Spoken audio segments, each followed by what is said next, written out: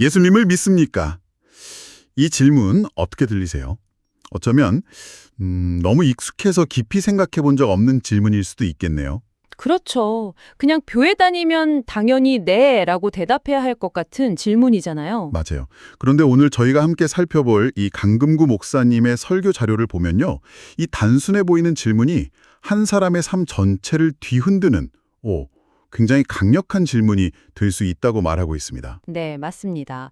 이번 탐구의 목표가 바로 그거예요. 단순히 입으로 믿는다고 말하는 것, 그리고 정말 온몸으로, 삶으로 믿음을 살아내는 것 사이에 얼마나 큰 차이가 있는지를 좀 들여다보는 겁니다. 특히 염려라는 감정을 중심으로요. 네. 우리 모두에게 아주 익숙한 감정이죠. 이 염려를 중심으로 믿음의 진짜 모습이 뭔지 한번 파헤쳐 보려고 합니다. 사실 미래에 대한 불안감 아니면 당장 눈앞의 취업이나 경제 문제 때문에 걱정 없는 분은 거의 없을 거예요. 그럼요. 오늘 저희가 들여다볼 이야기도 바로 그런 고민의 한복판에서 시작되는데요. 청취자분께서 보내주신 이 설교 자료를 통해서 그 고민에 대한 하나의 해법을 같이 탐색해 보겠습니다. 네, 설교는 마태복음 6장 31절에서 34절을 기반으로 하고 있어요. 근데 이게 단순히 성경 구절을 해설하는 데서 그치지 않고요. 졸업 후에 미래에 대한 두려움으로 매일 밤 울었다는 한 자매의 실제 고민을 통해서 진짜 믿음이 과연 무엇인지 그걸 세 가지 구체적인 삶의 방식으로 풀어내고 있습니다. 추상적인 믿음을 어떻게 삶으로 번역해낼 수 있는지 그 과정을 따라가 본다 이런 말씀이시군요. 바로 그겁니다. 좋습니다. 그 자매의 이야기가 참 남일 같지가 않은데요. 대학 졸업하고 중요한 시험을 준비하면서 매일 밤 미래에 대한 두려움으로 눈물을 흘렸다고 하죠. 아니고 예수님도 믿는다고 말은 해요. 그런데 미래가 너무 두려워요. 취업은 안 되고 부모님 기대는 크고 밤마다 난 도대체 뭐 하고 있는 거지? 라는 생각에 잠을 못 자겠어요. 그러다 정말 핵심적인 한마디를 덧붙이잖아요. 그렇죠. 솔직히 믿는다고 말은 했지만 믿지는 못하는 것 같아요. 그냥 아는 정도 같아요. 이 말이 정말 가슴에 와서 박히네요. 네네. 머리로 아는 것과 가슴으로 믿는 것. 이 차이를 이보다 더 정확하게 표현할 수 있을까 싶어요. 바로 그 지점입니다. 설교자도 이 자매의 정직한 고백을 문제의 핵심으로 보고 마태복음 6장 31절 말씀이랑 바로 연결을 시켜요. 무엇을 먹을까, 무엇을 마실까, 무엇을 입을까 염려하지 말라. 네, 그 구절이죠. 그리고 예수님께서 이런 염려가 하나님을 믿지 않는 이방인들이나 하는 방식이라고 아주 명확하게 선을 긋고 있다고 분석을 합니다. 그 지점이 좀 흥미롭네요. 보통 현대 심리학에서는 불안이나 염려를 위험을 감지하고 대비하게 만드는 자연스러운 생존 기제로 보잖아요. 맞아요. 그런데 이 설교에서는 이걸 믿음의 관점에서 극복해야 할 잘못된 습관, 심지어 이방인의 방식, 이러고까지 아주 강하게 규정하고 있단 말이죠. 이 둘 사이의 간극이 꽤 커 보이는데요. 굉장히 중요한 질문이세요. 설교의 맥락을 오해하면 그럼 걱정하는 감정 자체를 느끼면 안 되는구나 하는 어떤 죄책감으로 이어질 수 있으니까요. 네, 그럴 수 있죠. 근데 설교가 지적하는 건 불안이라는 감정 그 자체가 아닙니다. 그 감정에 완전히 사로잡혀서 하나님에 대한 신뢰를 잃어버리고 문제 해결의 주체를 그냥 나 자신으로 한정짓는 상태. 이걸 문제 삼는 거죠. 상태요? 네. 교회에서는 막 눈물로 기도하고 집에 가서는 다시 똑같은 걱정 끌어안고 전전긍긍하는 그 패턴. 그게 바로 믿음의 행위가 아니라 염려하는 습관이 몸에 배어버린 상태라는 겁니다.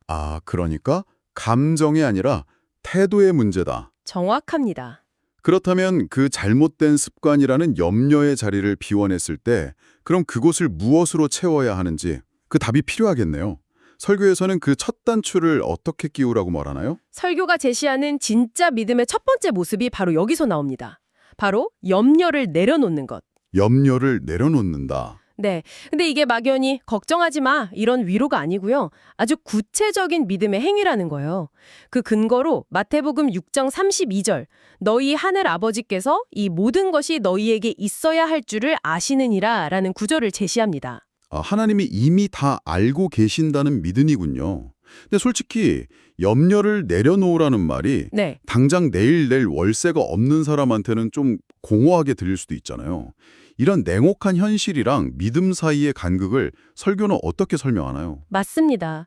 그래서 설교에서도 이게 아무것도 하지 않는 방치가 아니라는 걸 분명히 해요. 핵심은 책임의 주체를 바꾸는 겁니다.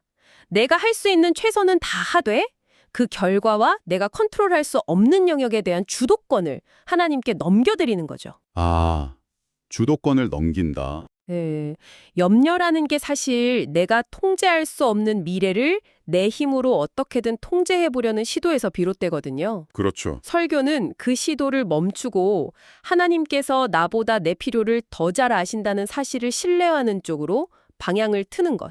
그게 염려를 내려놓는 첫걸음이라고 말합니다. 알겠습니다. 그러니까 염려를 내려놓는 게 수동적인 포기가 아니라 신뢰를 기반으로 한 능동적인 선택이다. 바로 그겁니다. 그렇다면 그 다음 단계는 그 신뢰를 어디에, 어떻게 사용해야 하는가의 문제일 것 같은데요? 정확합니다. 그게 바로 믿음의 두 번째 모습. 먼저 그의 나라와 그의 의를 구하는 것으로 이어지는 거죠. 하나님이 우리의 모든 필요를 아시고 채워주실 것을 믿는다면 이제 우리는 뭘 먹을까 뭘 마실까 하는 그 생존의 문제에서 벗어나서 삶의 우선순위를 재조정해야 한다는 거예요. 사실 이 하나님의 나라와 의를 구한다는 표현이 기독교인이 아니라면 조금 추상적으로 들을 수 있거든요. 그렇죠. 구체적으로 어떤 삶의 태도를 의미하는지 설교에서는 이걸 어떻게 풀어서 설명하고 있나요? 아주 구체적인 세 가지 삶의 방식으로 설명해요. 첫째, 하나님의 나라를 구하는 삶이란 내 인생의 목적지가 바뀌는 겁니다. 목적지요. 네, 나의 성공, 나의 만족이 최종 목표가 아니라 하나님의 영광이 내 삶의 목표가 되는 거죠. 내 삶을 통해서 내가 드러나는 게 아니라 하나님이 드러나시기를 바라는 태도. 오, 인생의 내비게이션 목적지를 바꾸는 것과 비슷하네요. 오, 아주 좋은 비유입니다. 그리고 둘째는 하나님의 뜻을 구하는 삶이에요. 네. 이건 선택의 기준이 바뀌는 걸 의미해요.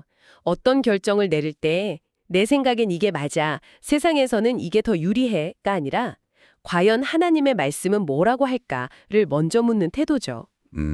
마지막 셋째는 하나님의 방법을 구하는 삶입니다. 목표에 도달하는 과정에서 세상적인 편법이나 조급함을 버리고 기도와 인내, 정직이라는 하나님의 방식을 신뢰하고 따르는 겁니다. 그 비타민 이야기가 여기서 나오는군요. 맞습니다. 설교자 개인의 경험을 예로 든 부분이 아주 인상 깊었거든요. 어느 날 갑자기 한 성도님이 비타민을 잔뜩 사다 주셨는데 알고 보니 그게 당시 목사님 건강에 꼭 필요했던 영양소였다는 이야기예요. 네네. 본인은 아무에게도 말한 적이 없는데 말이죠. 맞습니다. 처음 들으면 그냥 좀 신기한 일화 같지만 방금 말씀드린 하나님의 방법이라는 틀에서 보면 그 의미가 완전히 달라져요. 어떻게 달라지죠? 내가 막 아등바등 구하지 않아도 하나님은 나의 필요를 나보다 더 정확히 아시고 전혀 예상치 못한 사람과 방법을 통해서 채우신다는 걸 뭐랄까 실물 교육이었던 셈이죠. 그러네요. 그 경험을 통해서 설교가 믿음을 이렇게 정의하더군요. 믿음이란 내가 컨트롤할 수 없는 상황에서도 주님이 나를 인도하신다는 확신으로 하루를 살아가는 삶이다. 네, 내 힘으로 어쩔 수 없는 영역에서조차 하나님의 선한 인도하심을 신뢰하는 것. 그게 바로 하나님의 나라와 의를 구하는 삶의 핵심이라는 거군요. 네, 바로 그 지점입니다. 생존에 대한 염려를 내려놓고 삶의 우선순위를 하나님께 맞출 때 비로소 우리는 우리의 필요를 채우시는 하나님의 일하심을 경험하게 된다. 이런 논리죠. 우리의 태도랑 직결되는 것 같아요. 그렇죠. 흔히들 내일 일을 염려하지 말라는 말을 오해해서 미래에 대한 계획을 아예 세우지 말라는 뜻으로 받아들이기도 하잖아요. 네, 그런 오해 많이 하죠.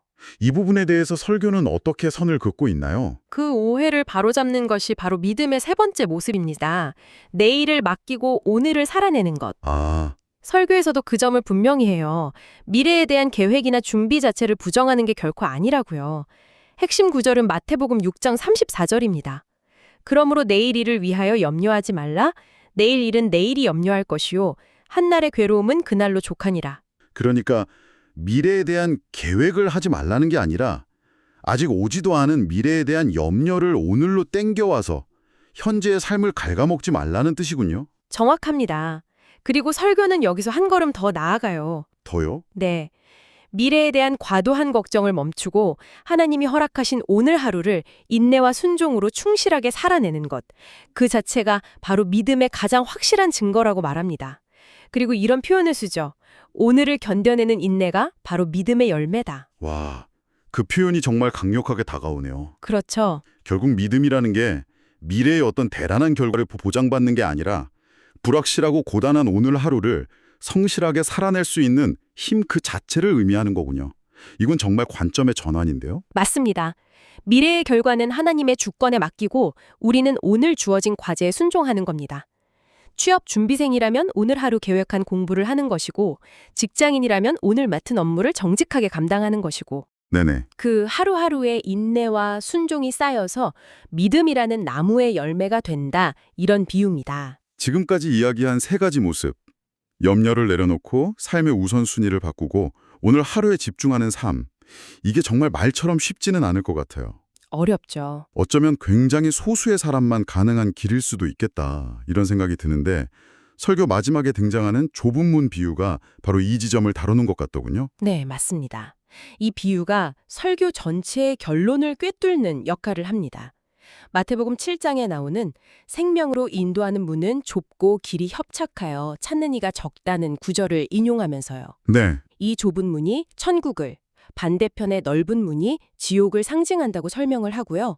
그리고 아주 중요한 점을 지적합니다. 그게 뭔가요? 입으로만 주여 주여 하고 믿습니다라고 고백한다고 해서 모두가 그 좁은 문으로 들어가는 건 아니라는 겁니다. 아, 그럼 누가 들어갈 수 있는 건가요? 바로 앞서 이야기한 진짜 믿음의 삶을 살아내는 사람들이죠. 아, 끊임없이 밀려오는 염려라는 넓은 길 대신 모든 것을 아시는 하나님을 신뢰하면서 염려를 내려놓는 좁은 길을 선택하는 사람들. 내 성공과 만족이라는 넓은 길 대신 하나님의 영광과 뜻이라는 좁은 길을 선택하는 사람들. 네네. 미래에 대한 걱정으로 오늘을 낭비하는 넓은 길 대신 오늘 하루를 인내와 순종으로 살아내는 좁은 길을 선택하는 사람들. 그런 삶의 증거를 가진 소수의 사람만이 그 좁은 문으로 들어갈 수 있다. 이게 설교의 최종적인 결론입니다. 결국 좁은 문으로 들어간다는 건 어떤 극적인 사건이 아니라 매일의 삶 속에서 염려라는 넓은 길 대신 신뢰라는 좁은 길을 선택하는 그 행위의 반복, 그 자체를 의미하는 거군요. 그렇죠. 말의 고백이 아니라 삶의 증명이라는 말씀이네요. 그렇습니다. 그래서 설교는 진짜 믿는 자를 이렇게 한 문장으로 정의하면서 마무리해요.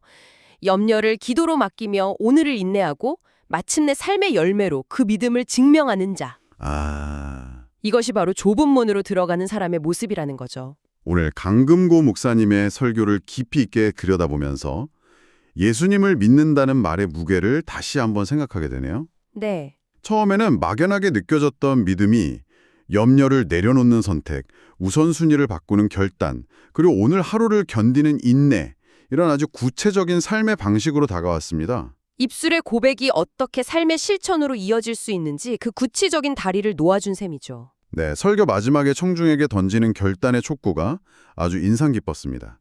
단순히 믿습니다라고 외치는 게 아니라 이렇게 삶으로 고백하자는 것이었죠. 믿으니까 맡기겠습니다. 믿으니까 염려를 내려놓겠습니다. 믿으니까 오늘 하루를 인내로 살겠습니다. 이 고백이 오늘 우리의 고백이 되면 좋겠다는 생각이 드네요. 설교의 제목은 예수님을 믿습니까? 라는 질문이었습니다. 네, 그랬죠. 그런데 오늘 이야기를 다 나눠보니까 어쩌면 우리가 스스로에게 정말 던져야 할 질문은 따로 있는 것 같아요. 어떤 질문이죠? 바로 나의 지갑과 나의 시간표는 내가 무엇을 믿는다고 증언하고 있는가 하는 질문이죠. 아, 우리의 가장 솔직한 믿음은 아마 우리의 돈과 시간이 쓰이는 바로 그곳에 담겨 있을 테니까요. 이 질문을 여러분께 남겨드리면서 오늘 을 마칠까 합니다.